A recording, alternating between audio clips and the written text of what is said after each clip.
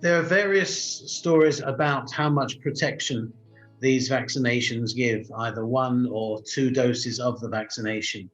Um, is there empirical evidence that can reassure people how much protection is actually offered by two doses of the vaccine?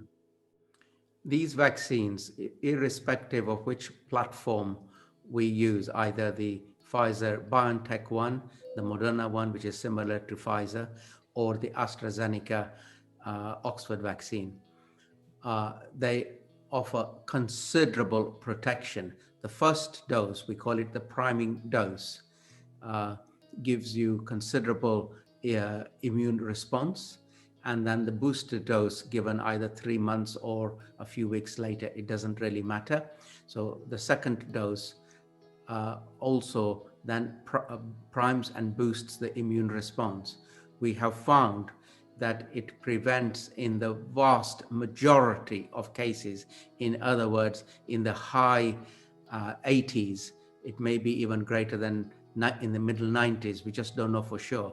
But suffice to say, most people, not everyone, it's not everyone, but most people, the vast majority of people are protected from severe disease. So this is another reason to take the vaccination, because severe disease equals you might end up on a ventilator, equals you might die. So if the vaccine prevents you from getting severe disease and death, it's a very good thing. The other things that we've also found with the vaccines is it reduces infectiousness amongst the people who have been immunized. So whilst you may get mild to moderate illness, you're not shedding a lot of virus.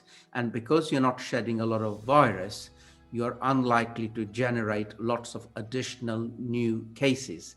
So that is another reason for bringing down the cases worldwide for us to be immunized. Doctor, thank you for the answers so far. And if people have had their vaccinations, how long afterwards is it, should they leave it before it's safe to interact with other people, whether it is outside or especially from our concerns, I suppose, in places of worship and inside in other buildings?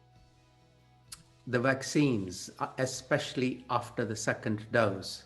So after the second dose and 2 weeks after the second dose equals, this is the best that you can possibly produce.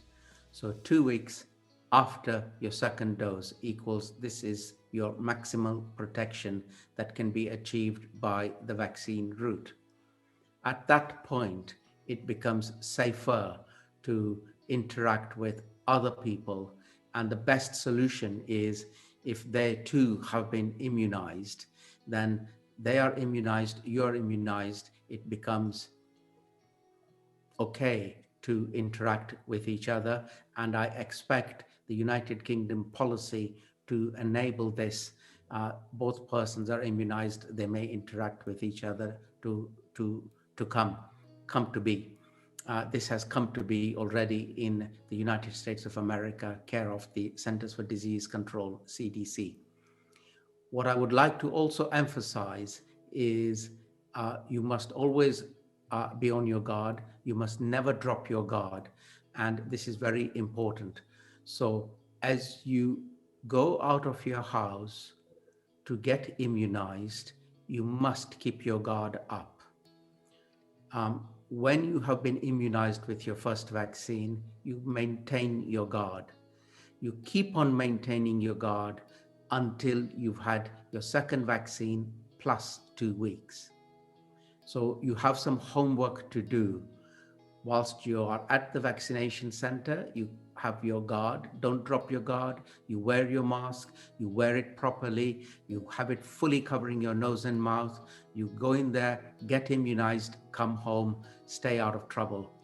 Have your second jab as well. Wait 2 weeks, and then you can ease off on some of the extraordinary infection control measures we've had to take. Thank you. I think just an extra bit on to that would be, do you think it's going to be necessary for people to be wearing their masks in public places for the foreseeable future? I foresee that some people will continue to wear masks in crowded places forever, because the evidence has clearly demonstrated that if we adopt the Far Eastern practices of wearing a mask, you have fewer cases of the common cold and infections like influenza and your sore throats. So some people may choose to wear the masks in crowded places in public forever, and there's nothing wrong with that.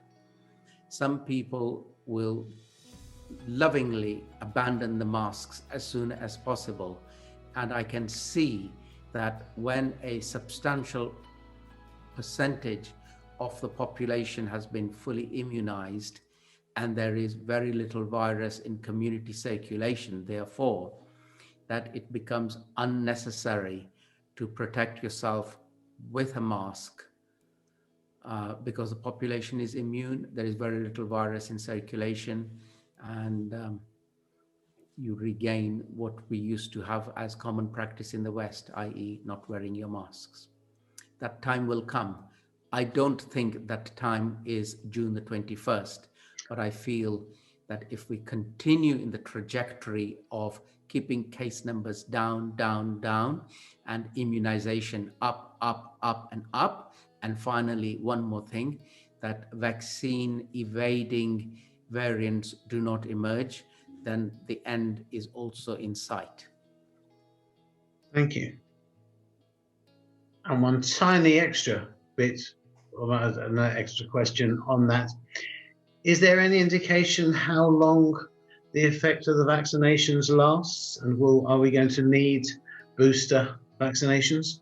Yes, we've already got plans to immunize in the autumn with a third vaccine, a third dose, in other words.